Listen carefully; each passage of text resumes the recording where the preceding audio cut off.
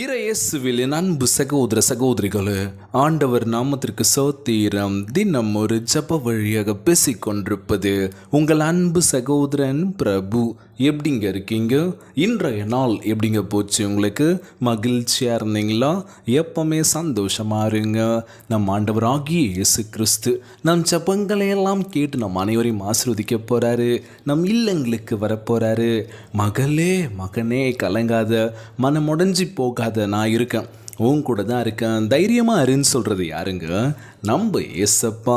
ஆம் என் அன்பு சகோதர சகோதரிகளே, நம் ஆண்டவராகிய இயேசு கிறிஸ்து நம் ஜபங்களையெல்லாம் கேட்டு நம் அனைவரையும் ஆசீர்வதிக்க தயாராக இருக்கின்றார். மகளே மகனே கலங்காத, உற்சாகமாக அப்படின்னு சொல்லிட்டு இருக்கார்ல. இன்றைய நாளில் நீங்கள் ஆண்டவரோடு இருக்கும்போது எந்த ஒரு விஷயமும், எந்த ஒரு பிரச்சனையாக இருக்கட்டும், எந்த ஒரு தடங்கலான விஷயமா இருக்கட்டுமே, உங்கள் கிட்ட நெருங்க விட மாட்டார். காரணம் என்ன? ஏசப்பா நம்மோடு கூட இருக்கின்றார், நம்ம பக்கத்தில் இருக்கின்றார். நம்ம அவர்கிட்ட பேசுகிறோமா, ஜெபிக்கிறோமா? இன்றைய நாள் ஒரு தேவை அப்படின்னா என்ன பண்ணுவோம்? ஆண்டவரே என் தேவையை நிறைவேற்றுங்கப்பான்னு சொல்லி என்ன பண்ணுறோம்? ஜெபிக்க ஆரம்பிக்கிறோம். தேவை முடிஞ்சதுக்கப்புறம் எப்போ நமக்கு தேவை இருக்கோ அப்போ தான் என்ன பண்ணுவோம்? திரும்பி ஜெபிக்க ஆரம்பிப்போம். அப்படிலாம் இல்லாமல் எல்லா நாளுமே ஜெபியுங்கள். நேரம் இருக்கும் போதெல்லாம் ஜெபியுங்களா. ஒரு 5 நிமிஷம் ஜெபங்க. கண்டிப்பாக நம்ம வாழ்க்கையை மாற்றக்கூடிய வல்லமை ஜெபத்திற்கு இருக்குது அப்படின்னு சொல்லுவாங்களாம். அது மட்டும் இல்லாமல் வேதத்தை வாசிக்கணும்னு சொல்லிட்டு இருக்க. எத்தனை பேர் வேதத்தை வாசிக்கிறீங்கன்னு தெரியல. இன்றைய நாள் இந்த 2 விஷயம் மட்டும் நீங்கள் தொடர்ந்து பண்ணிகிட்டே வந்தீங்கன்னா வாழ்க்கையில் கண்டிப்பாக மாற்றத்தை நீங்கள் பார்க்க போகிறீங்க. நீங்கள் சாட்சி உள்ள பிள்ளைகளாக இருக்க போகிறீங்க. நீங்கள் 4 பேருக்கு சொல்ல போகிறீங்க, என் வாழ்க்கை இதுக்கு முன்னாடி எப்படி இருந்துச்சு தெரியுமா? எவ்வளோ பிரச்சனைகள், எவ்வளோ நடந்துச்சு, என் வாழ்க்கையை முடிச்சுக்கலாம் அப்படின்ற போதெல்லாம் டக்குன்னு மைண்டில் பட்ட ஒரு விஷயம் தான், நான் பைபிள் படிக்க போகிறேன், இதிலிருந்து ஆண்டவரே எனக்கு ஒரு விடுதலான ஒரு வாழ்க்கை கொடுங்கன்னு சொல்லி கண்களை மூடி திறக்க போகிறேன். எனக்கான ஒரு வார்த்தை வந்துச்சு, என் சமூகம் உனக்கு முன்பாக செல்லும் அப்படின்னு சொல்லி. எத்தனை பேர் சாட்சி சொல்லி கேள்விப்பட்டிருக்கோம்ல. நிச்சயமாக நம்ம வாழ்க்கையில் இக்கட்டான சூழ்நிலையில் முடியல, என்னால் முடியலன்னு சொல்கிற தருணத்திற்கும் நம்ம ஆண்டவராகிய இயேசு கிறிஸ்து நம்ம பாரத்தை அவர் பார்த்துக்கிறார். நம்ம எவ்வளோ பிரச்சனைகள் இருக்குல்ல.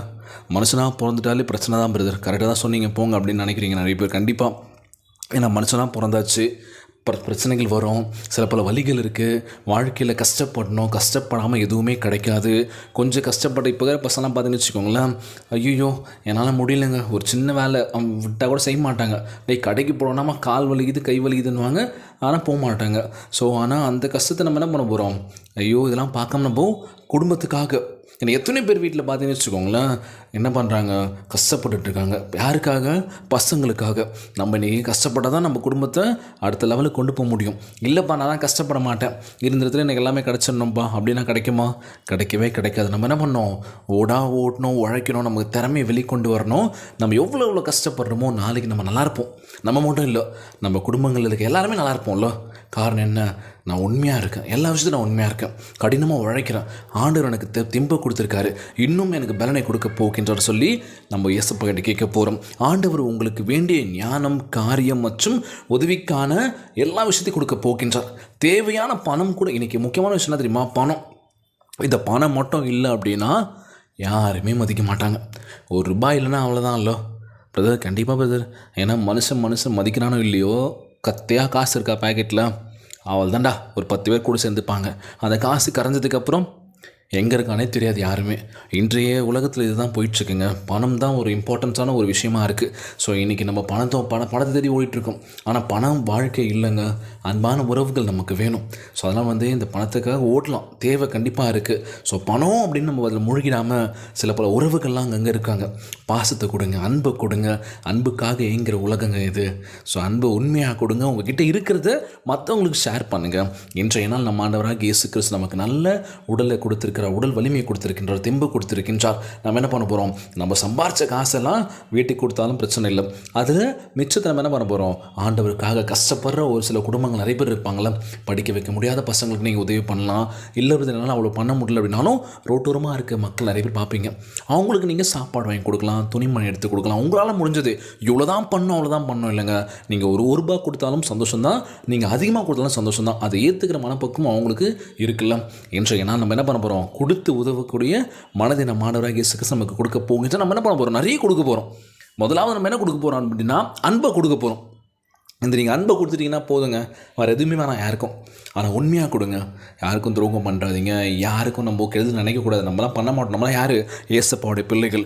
இன்றைய நாள் ஜெபம் உலகில் வாழ்கின்ற எல்லாருக்கும் நம்ம ஜெபிக்க போகிறோம். இன்னொரு முக்கியமான விஷயம் என்ன? அந்த முக்கியமான விஷயம் யோசிச்சுட்டு இருக்கீங்களா? நாளைக்கு 28/5/2024 ஸோ நம்மளுடைய உறவு அப்படின்னு சொல்லுவாங்க வேலூர் தேவ்நாத் அவருடைய பொண்ணுக்கு 2nd பர்த்டே நாளைக்கு, லக்ஷிதா தேவி.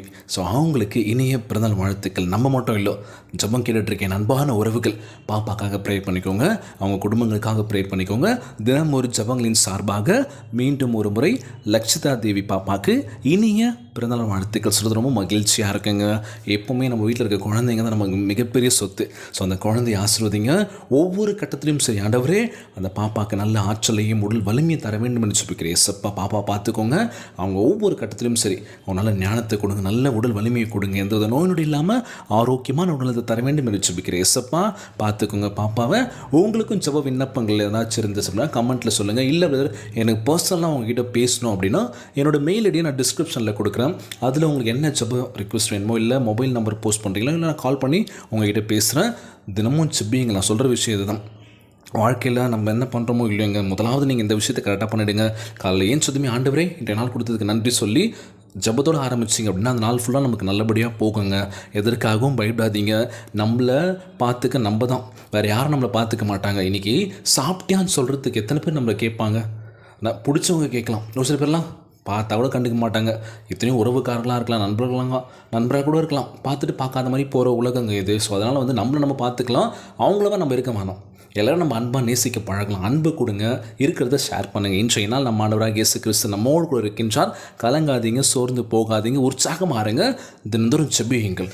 அது மட்டும் இல்லாமல் பிரவீன் ப்ரோக்காக ப்ரே பண்ணிக்கோங்க, சீக்கிரமாக நல்லா ஆகணும் அப்படின்னு சொல்லி. ஏன்னா எவ்வளோ தான் பிளட் ஏற்றினாலும் அந்த பிளட்லாம் எங்கே போகுதுன்னு தெரியல அப்படின்னு சொல்லி டாக்டரே கன்ஃபியூஸ் ஆகிட்டாங்க. என்னடா இது பிளட் எவ்வளோ ட்ரை பண்ணி ஏற்றி பார்க்குறாங்க, அவரோட உடம்புல அந்த பிளட்டு தங்க மாட்டுது பிரதர் அப்படின்னு சொல்லி ஒரு நண்பர் சொல்லியிருந்தார். ரொம்ப கஷ்டமாக இருக்குது, சீக்கிரமாக நல்லா ஆகணும். அவருடைய லெஃப்ட் ஹேண்ட் தான் நினைக்கிறேன், அவருடைய கை விரல்லாம் பார்த்தீங்கன்னா ரொம்ப ஃப்ராக்சர் ஆகிருக்கு அப்படின்னு சொல்லியிருக்காங்க. அது கொஞ்சம் பார்க்கணும் அப்படின்னு சொல்லியிருக்காங்க. ரொம்ப மறுத்து போயிட்டுருக்கு, அதனால் அசைக்கூட முடியலன்னு சொல்லியிருந்தாங்க. ஸோ அவர் சீக்கிரமாக ஆண்டவரே பிரவீன் ப்ரோவை தொட்டு நீங்கள் சுகம் தாங்க. எஸ்ப்பா உம்மால் கூடாத காரியம் ஒன்றுமே இல்லை ஆண்டவர். அவருக்காக சுபியுங்கள், உலகில் வாழ்கின்ற ஒவ்வொருக்காக சுபியுங்கள். முக்கியமான விஷயம் என்ன அப்படின்னா தாமஸ் பிரதர் அவர் 2-3 நாள் முடிய அவர் பர்த்டேன்னு சொல்லியிருந்தார். பிரதர் மன்னிச்சிருங்க, நான் பர்த்டேக்கு விஷ் கூட பண்ணல, வெறும் கமெண்ட்டில் தான் விஷ் பண்ணியிருந்தேன், ப்ரேயரில் விஷ் பண்ண முடியல. So belated happy birthday brother. கவலைப்படாதீங்க, உங்கள் குடும்பங்களுக்காக நான் சுபிக்கிறேன். எல்லாருக்காக சுபங்கள் இருக்குங்க. எல்லோரும் நல்லா இருக்கணும், எல்லாருக்கும் எல்லாமே கிடைக்கணும்னு சொல்லி ஒவ்வொரு நாள் சுபத்தில் கண்டிப்பாக நான் வச்சுருக்கேன். நீங்கள் எல்லாருமே நல்லா இருப்பீங்க, கவலைப்படாதீங்க. நீங்களும் மற்றவங்களுக்காக சுபியுங்கள், அவ்வளோதான். நீங்கள் இதுதான் பண்ண போகிறீங்க. இன்றைய நாள் ஜெபம் உலகில் வாழ்கின்ற எல்லாருக்கும் நம்ம ஜெபிக்க போகிறோம். ஜெபத்திற்குள்ளாக பயணிப்போமா? எங்களை மிகவும் அதிகமாய் நேசிக்கின்ற அன்புள்ள ஆண்டவராகிய இயேசுவே, இன்றைய நாள் வாக்குறுதி வசனத்திற்காக நன்றி ராஜா. நீர் எங்களுக்கு கொடுத்துள்ள இந்த அருமையான வாக்கு தத்தத்திற்காக உம்மை சோத்தரிக்கின்றேன் தகப்பனே. நீர் எங்களை பலப்படுத்தி எங்களை ஆசீர்வதிக்க வேண்டும் என்று கேட்கிறேன் ஆண்டவர். எங்களுக்கு தைரியத்தை கொடுக்க வேண்டும் என்று கேட்கிறேன் ஏசப்பா. எங்களுக்கு நல்ல ஆற்றலையும் புதிய ஒரு வல்லமையை கொடுங்க ஆண்டவரே. இதுக்கு முன்னாடியே வாழ்க்கை எப்படி இருந்துச்சுன்னு தெரியல ஏசப்பா. எவ்வளோ தவறுகள், எவ்வளோ பாவங்கள் மத்தியில் நான் வாழ்ந்துட்டேன், செய்யக்கூடாத தவறெல்லாம் செஞ்சுட்டேன் ஆண்டவரே. எனக்கு நல்ல ஞானத்தை கொடுத்து உம்முடைய பிள்ளைகளாக என்னை ஏற்றுக்கோங்க ஏசப்பா. நான் திருந்தி வாழக்கூடிய ஒரு வாய்ப்பை கொடுங்கன்னு சொல்லி உமக்கு முன்பாக கண்ணீரும் கவலையும் சுபிக்கின்ற ஒவ்வொருவரையும் பாருங்க ஆண்டவரே. எங்களை பலப்படுத்துங்கப்பா. உம்முடைய பலனையும் ஞானத்தையும் எங்களுக்கு அருள செய்யுங்க ஏசப்பா. எங்களுக்கு தேவையான ஆரோக்கியத்தை தாரும் ராஜா. எங்களுக்கு வேண்டியவை எல்லாவற்றையும் தந்து உம்முடைய நாமத்தின் மகிமையை கொண்டு வருவதற்கான எங்களை ஆயத்தப்படுத்த வேண்டும் என்று கேட்கிறேன் ஏசப்பா. எங்களுக்கு முன் எந்த தடையும் வந்தாலும் சரி அதை மேற்கொள்ள உதவி செய்வீராக. உம்முடைய உதவினாலும் பலத்தினாலும் இன்றைக்கு எங்களை பலப்படுத்த வேண்டும் என்று கேட்கிறேன் ஆண்டவரே. இன்றைக்கு மட்டும் இல்லை, எங்கள் வாழ்நாள் முழுவதும் எங்களை பலப்படுத்தி எங்களை தைரியத்தை கொடுக்க வேண்டும் என்று கேட்கிறேன் ஏசப்பா. இந்த ஜெபத்தை கேட்டுக்கொண்டிருக்கின்ற என் அன்பு சகோதர சகோதரிகள், என் அன்பான உறவுகள் எல்லோரையும் பார்த்துக்கோங்கப்பா. யாருக்கு எந்த கஷ்டங்கள் துன்பங்களை கொடுத்துடாதீங்க ராஜா. நோய் நொடியினால் அவதிப்பட்டு கொண்டிருக்கின்ற ஒவ்வொரு சகோதர சகோதரிகளை உமது கரங்களால் தொட்டு நோயில் அகற்றி போடுவீராக. உம்மால் கூடாத காரியம் ஒன்றுமே இல்லை ஆண்டவரே. நாளைய தினம் லக்ஷிதா தேவி பாப்பாவுக்கு 2nd பர்த்டே. அந்த பாப்பாவை ஆசீர்வதிங்க. அந்த பாப்பா ஒவ்வொரு விஷயத்துலையும் எந்த பிரச்சனையும் இல்லாமல் ஆரோக்கியமாக உடலத்தை தர வேண்டும்னு கேட்குறேன் ஆண்டவரே. அவங்க அம்மா அப்பாவையும் பார்த்துக்கோங்க, குடும்பங்கள் எல்லோரும் நல்லா இருக்க வேண்டும்னு ஜெபிக்கிறேன். ஒவ்வொருவருக்காக ஜெபிக்கிறேன் ஏசப்பா. பிரவீன் ப்ரோ சீக்கிரமாக சுகம் பெற்று அவரும் நார்மலாக ஆகணும் ஆண்டவரே. அவங்க அம்மா அப்பையும் பார்த்துக்கோங்க, எல்லாருக்காகவும் ஜெபிக்கிறேன் ஆண்டவரே. எல்லோரும் ஒற்றுமையாக சமாதானமாக இருக்கணும் ஆண்டவரே. கணவன் மனைவிக்குள்ளே எந்த பிரச்சனையும் இல்லாமல் ஒத்துமையாக இருக்க வேண்டும்னு கேட்குறேன் ஆண்டவரே. எத்தனையோ பிரச்சனைகள், எவ்வளோ ஏகப்பட்ட பிரச்சனைகள் வந்தாலும் விட்டு கொடுத்து போகணும்னு சொல்லி அந்த எண்ணத்தை கொடுங்கப்பா. நான் தான் அப்படின்னு சொன்ன கர்வம் வேணாம். தாழ்ந்து போகிறது எந்த பிரச்சனையும் ஆண்டவரே. எங்களுக்கு நல்ல ஒரு ஞானத்தை நல்ல தெளிவை கொடுக்க வேண்டும் என்று கேட்குறேன் ஏசப்பா. எல்லோரையும் பார்த்துக்கோங்கப்பா. இன்றைய நாள் ஜெபம் இயேசுவின் விலையேற பெற்ற நாமத்தினாலே ஜெபிக்கின்ற நல்ல பிதாவே, ஆமேன்.